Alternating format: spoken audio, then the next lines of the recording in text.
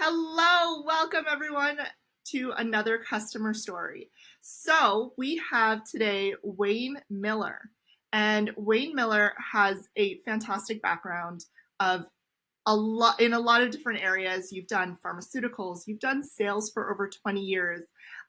You have also worked at, in a mentor type role at a university. So you really have a wealth of knowledge. And I really wanted to talk to you. And I'm so glad that you took the time to sit here with me today. Thank you very much, Christina. My pleasure. So, let's jump right into it. Introduce yourself. Who the heck is Wayne Miller? What are you doing now? That's an awesome question. My name is Wayne Miller. I'm from Sydney, Nova Scotia, Canada, Cape Breton Island to be exact. So I'm a Caper.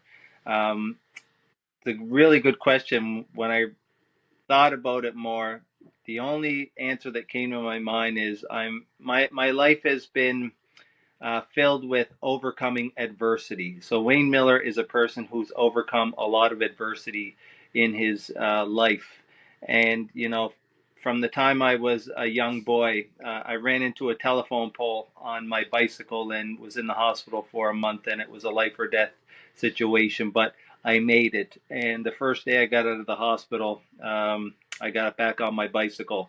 My parents weren't too pleased with it, but I wanted to get back up on that bike.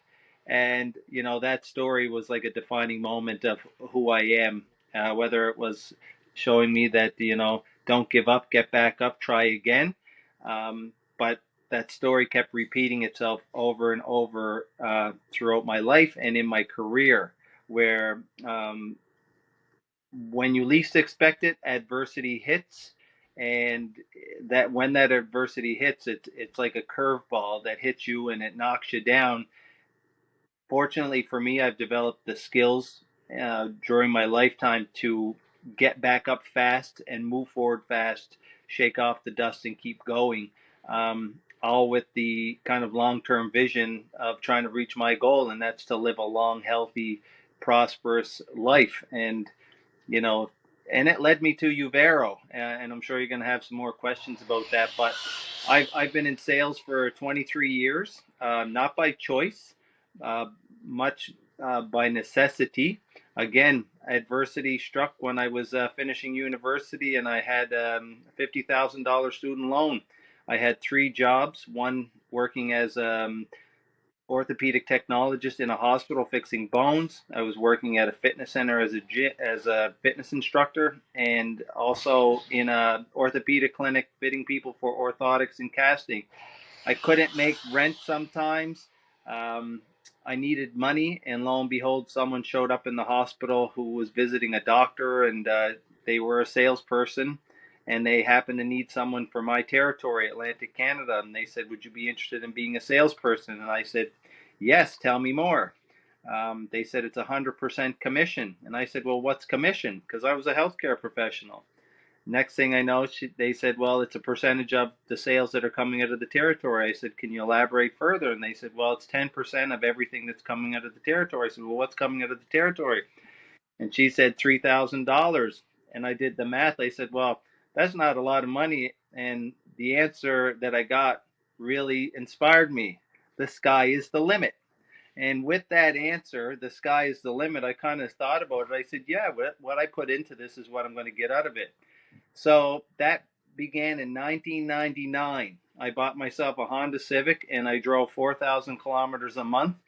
And at the end of the year, I got a phone call from that same person, and they said, "You won the Canadian Salesperson of the Year. You beat Ontario, you beat out Quebec, you beat out British Columbia and Alberta." And I was blown away. And I got a question.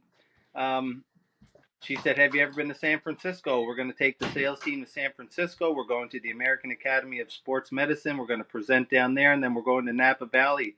Well, I hadn't traveled that much outside of my own territory. I said, "Yes, this is great." And now I'm in San Francisco. I'm in an auditorium full of other people accepting awards and top Canadian sales. "Wayne Miller, would you come up and accept your award?" Um, and the presenter said, "Wayne, you've done some tremendous numbers. What was your motivation?" And I looked straight at the crowd and I said, well, I opened my fridge one day and all I had was an apple. And the audience started to laugh, but I was telling the truth. All I had was an apple in my fridge. I was hungry, and I was hungry for success. So sales and commission sales really resonated with me, where I could get out and meet people and solve their problems by selling them my products. And I became really good at selling because there was a reward in both making a difference in people's lives, but also in my financial part of my life. And that student loan disappeared in 3 years' time. So I was really um, you know, convicted that I can do sales. I'm a salesperson, and I loved it. Yeah, and that's who Wayne Miller is. In a nutshell. So you would say Wayne Miller is a salesperson. That's how you would describe yourself? I would say I'm that's a one aspect of my life. I want to make a positive difference in the world. I want to be a positive light. I tell people being this positive and being this energetic takes a lot of work. It doesn't come easy because of the adversity. It's every single day that I wake up. I would more describe myself as a warrior of the light, that I am trying to overcome the darkness that the world is, shedding on us right now. And just to be positive, and my positive nature is what's made me successful. And always trying to see the silver lining or the brighter side, to keep on going and to get other people to see that. And it's helped me uh, along this career path and life path. So you talked a little bit about adversity in that last section. What kind of adversity are you speaking to within your own life? Would you like to share about that? Wow, there's no, I wrote down everything, chronologically, what I've overcome, in high school. For example, grade 11 going into grade 12, 15 of my friends were in a horrific truck accident where the truck overturned and all the teenagers flipped over, and two of my best friends were killed that night. So having to enter my graduating year was very difficult because I was carrying an enormous weight on my back of two friends. I didn't know how to express myself. In addition to that, my parents were going through a divorce. So, as a young guy and not really having a lot of people to talk to at the time, I probably became a little bit more rebellious. Childhood neighbor was a guidance counselor at another school in the area and said, "Why don't you go talk to Chuck?" And I said, "Sure." And next thing I know, I'm transferring my high school, leaving all of my friends, and entering a brand new high school where I didn't know anybody. And all for the better of my life, to get me away from the negativity that was surrounding me and the sadness and sorrow. I got into this new high school and I excelled, both academically, where I got a scholarship. Um, Athletically, I played for one of the top teams. We won a championship that year, the Nova Scotia Midget AAA Championship, which was a defining moment in my life, which lit a spark inside of me that continues to this day. So there's some really early on adversity that I had to overcome, and lessons that I've learned to really build my character of who I am today. That's amazing. So, I mean, let's kind of bring this a little bit closer to present day.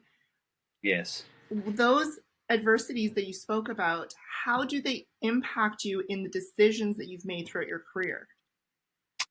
that's a really great question.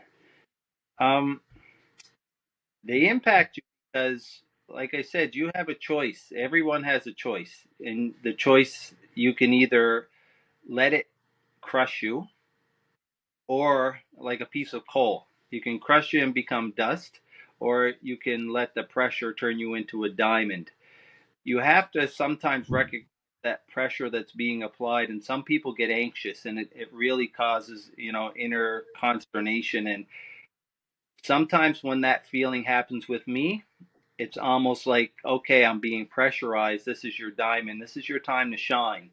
And go back into your database, your memory, and think about all of those opportunities or all of those adversities that you've overcome successfully, because we're still here today, and kind of know that they didn't crush you before and they're not going to crush you now.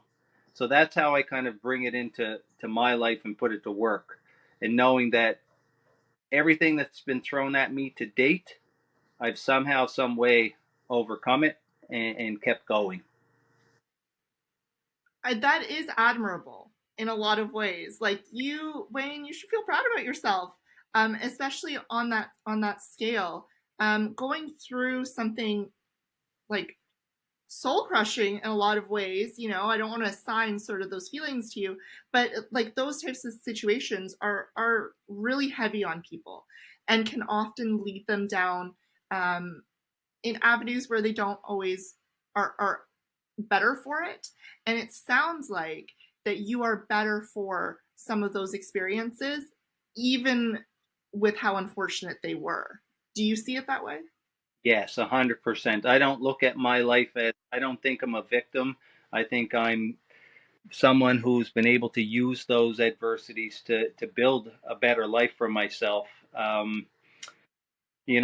During these times, I haven't done it alone. There was always great people that I surrounded myself with, and that's one thing I pride myself is to always try to surround myself with people that are better than me, that know more than me, that I can learn from them. I'm not ashamed to say I don't know. I don't know. So I sought help. I sought help from my friends who could help me. I sought help from books. I found a lot of the information that I've gained over my years came from books. For example, I read a book by a gentleman named Robin Sharma, The Monk Who Sold His Ferrari. Not sure if you're familiar with it, but international bestseller, and read it cover to cover. Some people read lots of books. I go back and read the same books over and over again. Is And that this a recommendation? recommendation, Robin Sharma, The Monk Who Sold His Ferrari. And here's an awesome story. Um, when I was reading Robin Sharma to get over some adversity and about the monk who sold his Ferrari, I became, um, one of a fan of Robin, and I found out he was um, giving a talk in Toronto. So I booked a plane ticket to from Halifax to Toronto. I fly to Toronto. There's about 500 people in the bottom of a hotel in a convention room, and Robin Sharma comes out, and he's got pictures of Gandhi and Oprah and Martin Luther King and Mandela, and it's kind of this overwhelming situation where like holy, like this is the holy grail of self-help, and I'm here visiting heroes. So Robin Sharma gets up. It's a little over an hour, and he says to everybody, "You probably don't know where I'm from, and you may have never heard of this place." And he says, "I'm from Port Hawkesbury, Cape Breton." And he said, "If anybody's heard of it, can you raise your hand?" And of course, I'm the only one that raises my hand. And next thing I know, Robin Sharma points to me. And after the session was over, he came to the back of the room, signed the book that I bought. I told him I'm from Sydney. But what amazed me is that I traveled all of that way to see a fellow Cape Bretoner. And it made me like, wow, like him. I can, do the same as Robin Sharma. Maybe someday I'll be up in front of 500 to 1,000 people talking about my story. So 2 years later, I'm working another sales job. I worked for a company out of Markham called the Orthotic Group, and I'm at a training session. I'm in the hotel. It's late at night. I go to the front desk to grab a bottle of water and some snacks, and I'm going back to my room. And who's walking down the hallway but Robin Sharma? I planned this. And I was like, "Robin, it's Wayne, the guy from Cape Breton that was at your show." And he said, "Oh my God, I remember you." I said, "I'm living in Miami, Florida now. I'm up here for training." And he said, "Wow, this is amazing." I gave him my business card. And a few months later, he had sent his second book, wisdom and wisdom from the monk who sold his Ferrari with a signed um, book and a comment. Great to see you. I'm glad to hear things are going so great in your life. So I became friends with Robin Sharma, and I've only met him twice in my life. So it was those moments where I felt that I'm attracting this into my life. I'm attracting the goodness, and how can I use it to better my sales career? So every day I'd go into my sales career with a positive mental attitude, like I'm going to make this, whether I have to make 10 calls, 15 calls, visit a person multiple times. I'm going to build that relationship. I'm going to get the sale, and I'm going to, achieve the goals that I have in front of me. And sure enough, it kept going and going and going. So it, It sounds like those serendipitous encounters, like you have so many of those.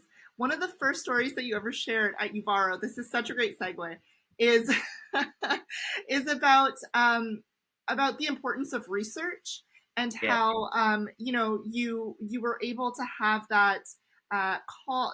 You did some research, you were able to do a call, and there was like a chance encounter that you had. So, can you expand on that story a little bit and why it's significant, maybe to prospecting? yes.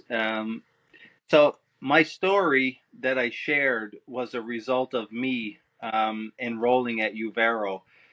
I've been going through a bit of a transition.